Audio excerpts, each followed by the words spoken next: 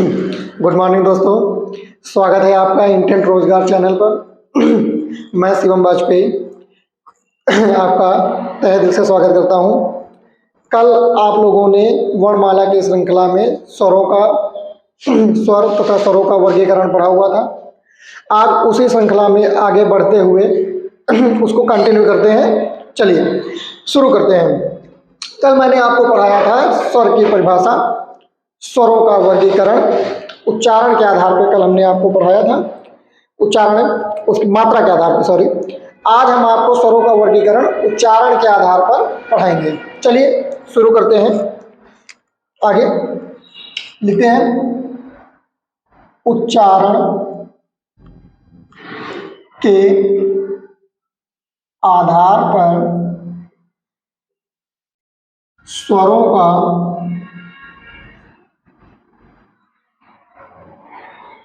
वर्गीकरण।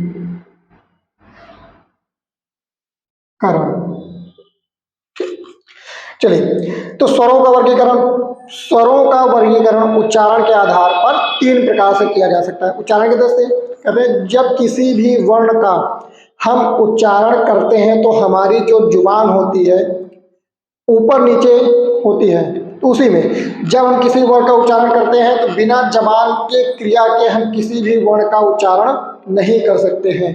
तो स्वरों का उच्चारण के आधार पर वर्गीकरण मुख्यतः कितने भाग में किया जा सकता है? तीन भागों में उसे हम विभाजित कर सकते हैं। पहला होता है अग्रभाग,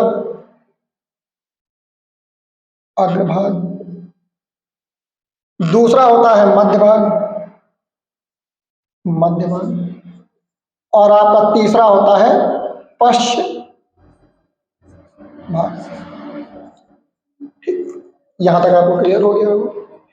तो अब हम शुरुआत करते हैं अग्रभाग से। एक मिनट स्टॉप कर दें। अग्रभाग देखते हैं। अग्रभाग, ठीक। चलिए परिभाषा के तौर पे लिख सकते हैं, स्वरों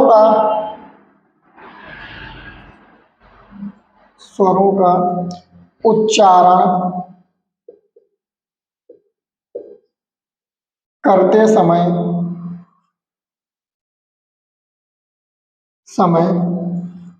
ठीक है, जीभ का अगला भाग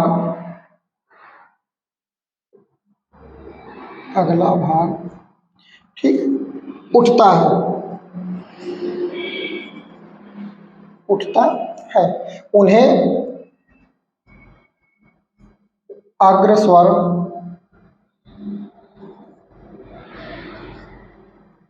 कहते हैं।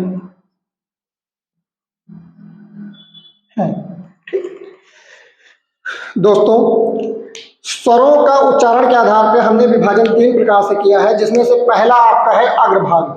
स्वरों का उच्चारण करते समय जीभ का जब आगे का भाग उठता या गिरता है तो उसे अग्रस्वर कहते हैं। अग्रस्वर कितने होते हैं आपके? अग्रस्वर आपके होते हैं 5। अगर पूछा जाता है अग्रस्वरों की संख्या कितनी है तो आपको टिक करना है 5। कौन कौन से होते हैं? छोटी ई, बड़ी ई होता है, उसके बाद आपका री होता है, उसके बाद आपका ए, और ये आपके जो 5 स्वर होते हैं इनका उच्चारण के आधार पर अग्रभाग में किया गया है। आप उच्चारण करके देख लें, जैसे ई का उच्चारण करेंगे तो जबान के आगे का भाग उठेगा, उसी क्रम में आपका बड़ी ई का उच्चारण करेंगे तब भी जबान का आगे का भाग ही उठेगा। इसी क्रम में आगे भी आप उच्चारित करके देख सकते हैं, जबान का अग्रभाग ही आपका उठेगा। ठीक है, तो अगर पूछा जाएगा अग्रभाग में कौन कौन से स्वर आते हैं तो आपकी छोटी ई आएगा, बड़ी ई आएगा, री, ए और ऐ, ये आपके अग्रभाग के स्वर कहलाते हैं। इन्हें अग्रस्वर भी कहा जाता है। चलिए आगे देखते हैं। मध्य भाग में देख लेते हैं भाई। मध्य भाग में क्या होता है, इसी क्रम में देख लेते हैं। जब स्वरों का उच्चारण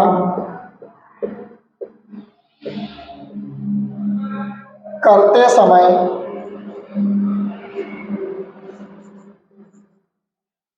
समय जीभ का मध्य भाग ऊपर उठता है, उसे मध्य स्वर कहते हैं। ठीक, मध्य भाग में स्वरों का उच्चारण करते समय जबान का जो मध्य का भाग होता है वो आपका ऊपर उठता है और मध्य स्वरों की संख्या मात्र एक है। कौन सी है? मात्र एक। अगर देखा जाए मध्य भाग में कौन कौन से आते हैं, सिर्फ आता है आ, वो भी कैसा? छोटा। संख्या की बात पूछी जाएगी तो सिर्फ कितनी हो जाएगी? एक। जो आपका आ होता है, जैसे आ बोलेंगे तो आप देखिए जबान कहीं भी टच नहीं करेगी, सिर्फ आपका मध्य भाग में थोड़ा सा ऊपर उठ जाएगी, जैसे आ। तो पूछ लिया जाता है, डायरेक्ट क्वेश्चन में पूछ लेता है कि मध्य स्वर किसे कहते हैं। आसन में आपके होगा छोटा, बड़ा, छोटी, बड़ी। तो आपको छोटे आ को टिक कर देना है, कौन सा हो जाएगा? छोटा आ आपका हो जाएगा मध्य स्वर। इसी क्रम में आगे बढ़ते हुए देखते हैं, अगला भाग देख लेते हैं भाई।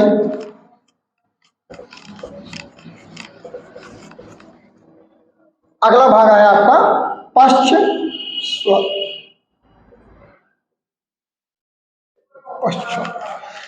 परिभाषा के तौर पे आप वही लिख सकते हैं, जिन स्वरों का उच्चारण करते समय, जिन स्वरों का उच्चारण करते समय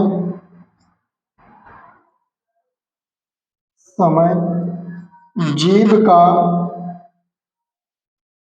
पश्च भाग, पश्च का मतलब होता है पीछे का भाग, पीछे का भाग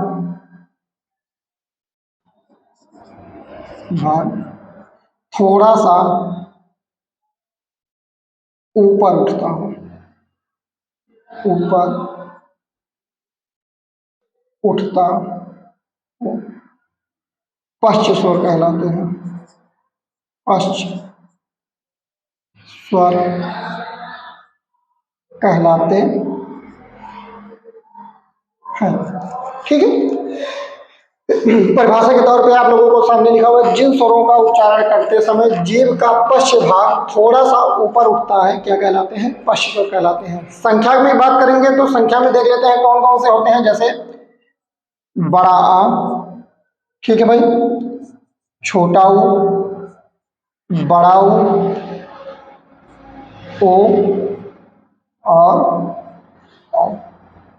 ठीक, ये आपके होते हैं पश्च स्वर। इनका उच्चारण करते समय जबान का जो पीछे का भाग होता है थोड़ा सा ऊपर उठता है और इनकी संख्या अगर गिनी जाए कितनी हो जाएगी? 5।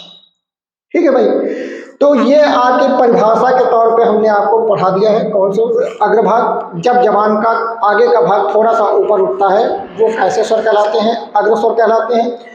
संख्या में अगर बात की जाए कि कौन कौन से होते हैं, तो छोटी होता है आपका, बड़ी होता है, ए होता है, अ होता है और रि होता है। संख्या में ये आपके होते हैं कितने? 5।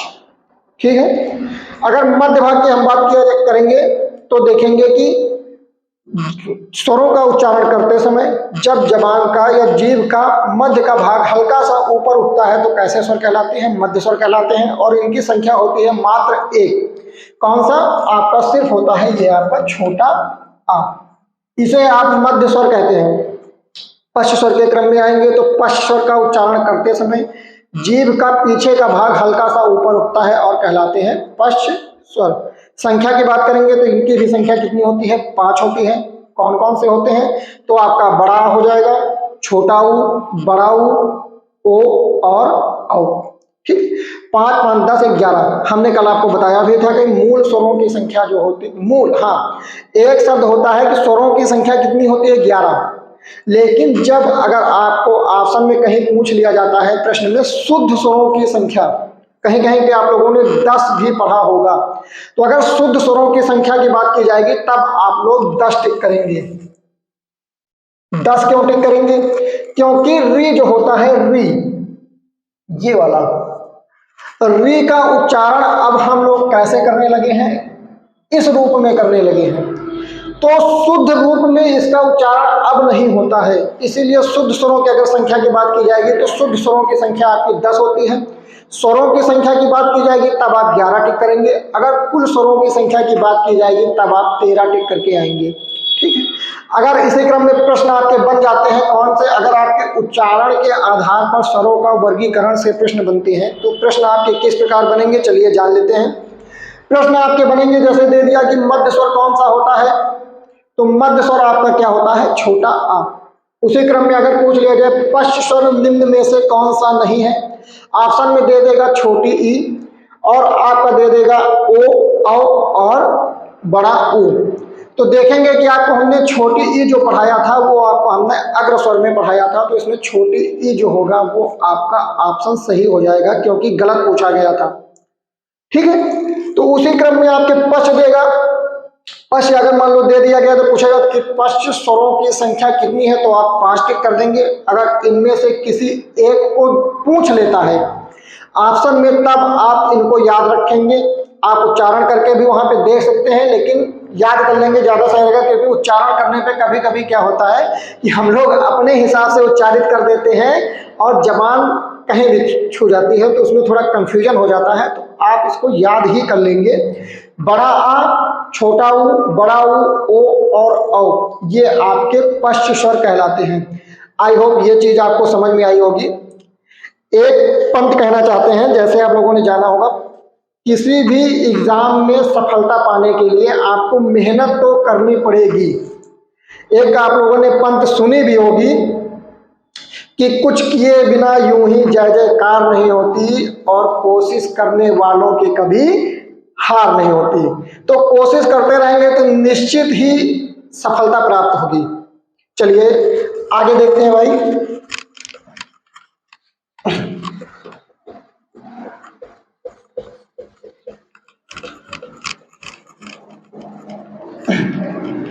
चलिए आगे। अच्छा, आप लोगों ने स्वरों में एक चीज पढ़ी होगी, आगत ध्वनियां। आगत ध्वनि। अब भाई काफी बच्चों को पूछा जाता है कि आगत ध्वनियां क्या होती हैं, एग्जाम में भी क्वेश्चन बनते हैं। काफी बच्चों को कंफ्यूजन होता है कि सर आगत ध्वनियां होती क्या हैं। तो देखिए आगत, आगत का मतलब होता है कहीं से आई हुई जो देवनागरी लिपि में शामिल कर ली गई है ध्वनियां। ठीक है। जैसे आपको मिल जाता है, जैसे मिल जाता है ये अंग्रेजी वाला, ये आपकी अंग्रेजी की आगत ध्वनि है। परिभाषा के तौर पे पहले परिभाषा लिख लेते हैं फिर आगे समझा देते हैं। लिख लीजिए भाई, लिख लीजिए। जैसे अंग्रेजी, अंग्रेजी भाषा के, भाषा के या अन्य भाषा के, या अन्य भाषा के, ठीक है, जो शब्द, जो शब्द देवनागरी, देवनागरी। अच्छा एक चीज यहाँ पे क्लियर करना चाहेंगे, देवनागरी, देवनागरी हमारी हिंदी भाषा की लिपि है। आप लोगों ने आर्टिकल 343 में पढ़ा भी होगा कि भारत की राष्ट्रभाषा हिंदी तथा लिपि देवनागरी है। तो इसका क्वेश्चन आपको जीके में भी बनता है और हिंदी में बनता है कि हिंदी भाषा की लिपि कैसी है, तो आपकी देवनागरी है। तो परिभाषा के तौर पे अंग्रेजी भाषा के या अन्य भाषा के जो शब्द देवनागरी लिपि में, लिपि में प्रयुक्त प्रयुक्त हुए हैं, हुए हैं, उन्हें आगत ध्वनि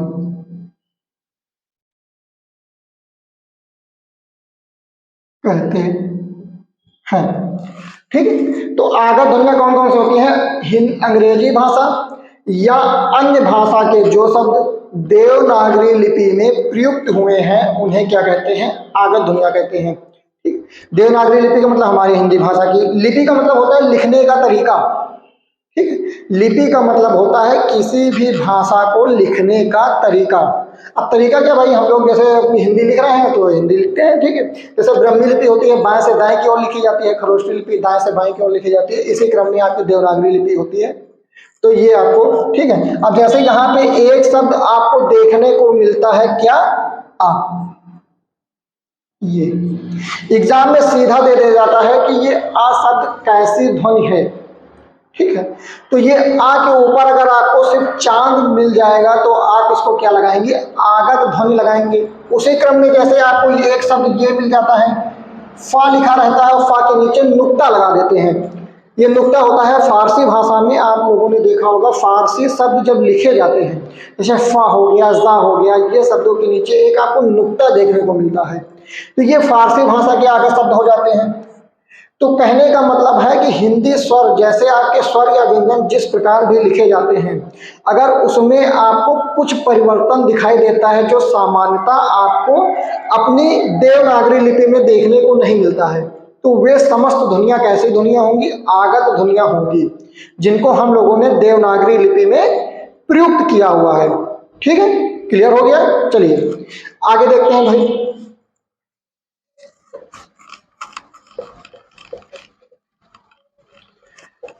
आगे क्रम में बढ़ते हुए हम देखते हैं, ये आपका उच्चारण के आधार पे हो गया, मात्रा के आधार पे हो गया। अब आपका स्वरों का वर्गीकरण होता है मुख के खुलने के आधार पर। काफी क्वेश्चन बनते हैं और इसमें बच्चों को बहुत ज्यादा कंफ्यूजन होती है, तो हम नीचे डाल लेते हैं परिभाषा, मुख के खुलने, ठीक है भाई, के आधार पर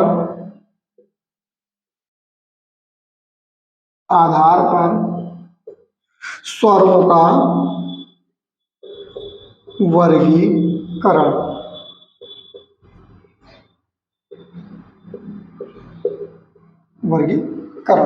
ठीक। हाँ, आगे क्रम में देखेंगे। अब इसको भी हम विभाजित कर सकते हैं कितने भागों में? 4 भागों में। भाई देख लेते हैं। मुख के खुलने के आधार पे आप लोगों ने पढ़ा भी होगा। जैसे पहला होता है संवृत, समृद्ध स्वर, ठीक है। दूसरा आपका इसी क्रम में होता है विवृत स्वर, विवृत स्वर। अब ये दो आपके हो गए हैं, बस इन्हीं को अर्ध अर्ध कर दीजिए, मतलब आधा आधा। अर्ध समृद्ध स्वर,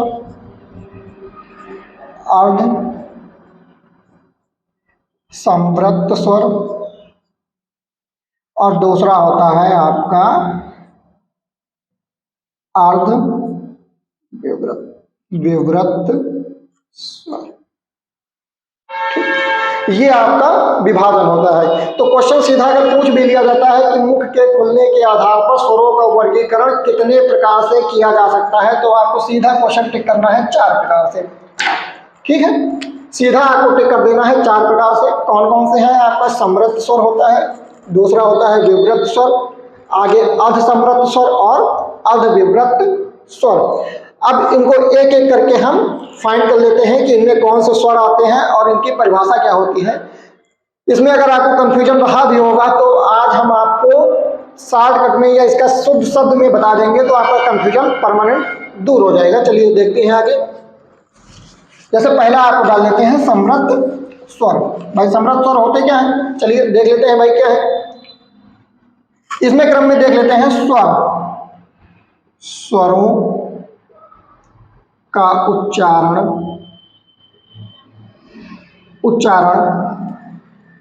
करते समय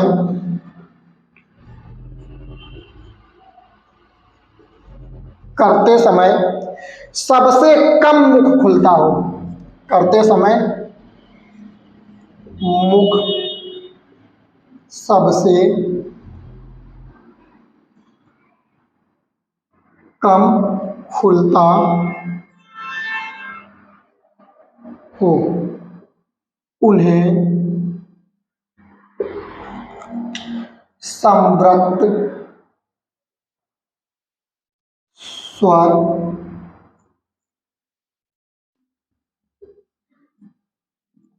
कहते हैं। ठीक, समृद्ध स्वर के क्रम में देखेंगे स्वरों का उच्चारण करते समय मुख सबसे कम खुलता हो उन्हें क्या कहते हैं? समृद्ध स्वर कहते हैं, या लगभग बंद ही रहता है। मतलब आप अगर मुख नहीं भी खोलेंगे तब भी उन स्वरों का उच्चारण आप कर सकते हैं। स्वर 11 है, आप उच्चारण करके भी देख सकते हैं कि किन स्वरों का उच्चारण करने पर हमारा मुख कम खुलता है या लगभग बंद रहता है। तो जैसे इस क्रम में आप देखेंगे आगे, जैसे कौन कौन से स्वर हैं भाई, ये भी तो देखना जरूरी है। चलिए, तो सबसे पहला होता है जैसे छोटी, दूसरे क्रम में आपके बड़ी आ जाएगा, छोटा ऊ, बड़ा ऊ और आपका री। उच्चारण करके आप देख भी सकते हैं। जैसे पहला होता है ई, देखिए खुला लेकिन एकदम अल्प मात्रा में, ई उ उ री। देखा, इसी क्रम में क्या कहते हैं समृद्ध स्वर कितने होते हैं देख लेते हैं। 1 2 3 4 5 संख्या में अगर पूछा जाएगा तो समृद्ध स्वरों की संख्या कितनी है? 5 है। कौन कौन से हैं समृद्ध स्वर? छोटी, बड़ी, छोटा ऊ, बड़ा ऊ और री, ये आपके समृद्ध स्वर हैं। ठीक है, मतलब जिन स्वरों का उच्चारण करने में मुख कम खुलता हो या ना के बराबर या बंद ही रहता हो। ठीक है, तो उन स्वरों को क्या कहते हैं? समृद्ध स्वर कहते हैं। ठीक है, अब कंफ्यूजन नहीं होगा। चलिए आगे देखते हैं भाई। समृद्ध के बाद आता है आपका विवृत।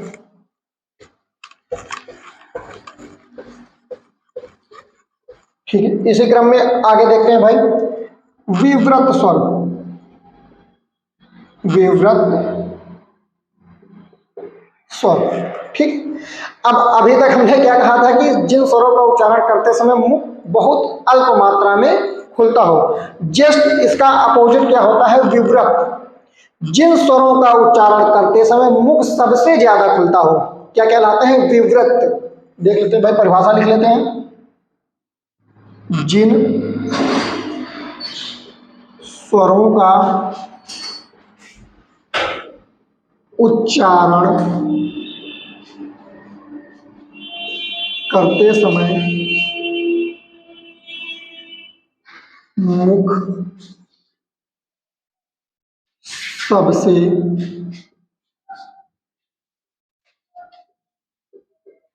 ज्यादा खुलता हो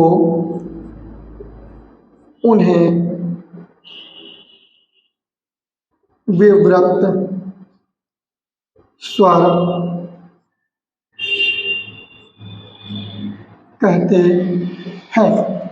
ठीक है, तो अभी समृद्ध में क्या होता था कि जो स्वर का उच्चारण करते समय आपका मुख एकदम कम खुलता था या अल्प मात्रा में खुलता था। उसी क्रम में विवृत का मतलब क्या होता है? जिन स्वरों का उच्चारण करते समय मुख सबसे ज्यादा खुलता हो। ऐसे कौन कौन से स्वर होते हैं तो देख लेते हैं भाई। ऐसा सिर्फ आपका एक ही स्वर है। कौन सा? बड़ा आ। बोल के देख लीजिए, आ सबसे ज्यादा मुख खुलेगा। तो ऐसा सिर्फ कितने स्वर हैं? आपका आ। अगर संख्या में पूछा जाएगा कि विवृत स्वरों की संख्या कितनी है तब आप 1 टिक करेंगे। अगर स्वर का नाम पूछा जाएगा तब आप बड़ा आ टिक करेंगे। ठीक है, क्लियर हो गया। आगे देखते हैं भाई।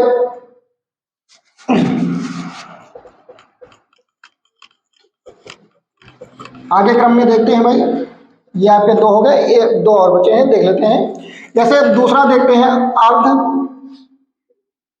समृद्ध स्वर। ठीक, अभी तक क्या होता था?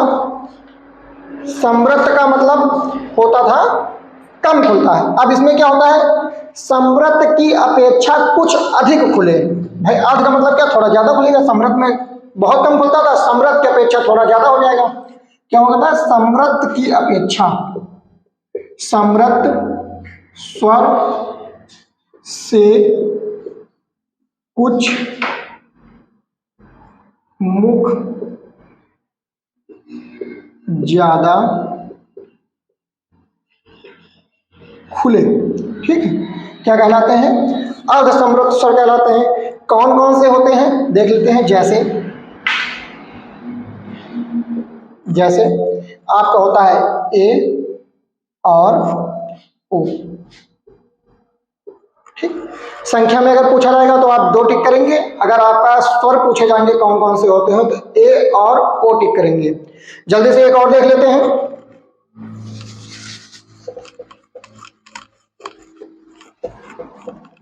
अब इसमें एक अंतिम है आपका अर्ध विवृत। अर्ध विवृत स्वर। ठीक, विवृत का मतलब क्या होता था, अभी हमने आपको बताया था कि जब स्वरों का उच्चारण करते समय मुख सबसे ज्यादा खुलता हो। अर्ध का मतलब क्या होता है, विवृत की अपेक्षा, विवृत के अपेक्षा क्या हो, कम खुले कि ज्यादा, कम खुलता है, थोड़ा सा कम खुले, कम खुलता है। ठीक, तो इसमें अगर संख्या पूछी जाएगी तो कितनी हो जाएंगी, जैसे कौन कौन से स्वर होंगे भाई देख लेते हैं। पहले आपका हो जाएगा छोटा, छोटा आपके बाद हो जाएगा अ, उसके बाद आपका हो जाएगा औ।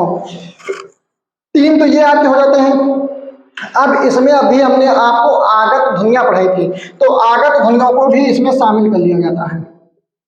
कभी कभी दे देगा ऐसे कि आगत ध्वनियां मुख खुलने के आधार पे किस भाग में रखी जाएंगी, तो आप उनको अर्ध विवृत स्वर की श्रेणी में रखेंगे। संख्या में पूछेगा तो आप 3 टिक कर देंगे, अगर ऑप्शन में 4 है, कुल शब्द लगा हुआ है तो आप 4 टिक कर देंगे।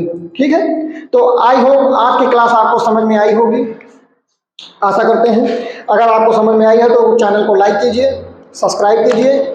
ठीक है, और इस जो हमारा ये टॉपिक है इसको शेयर कीजिए, जिससे आगे के बच्चों तक ये चीज़ें पहुंच सकें।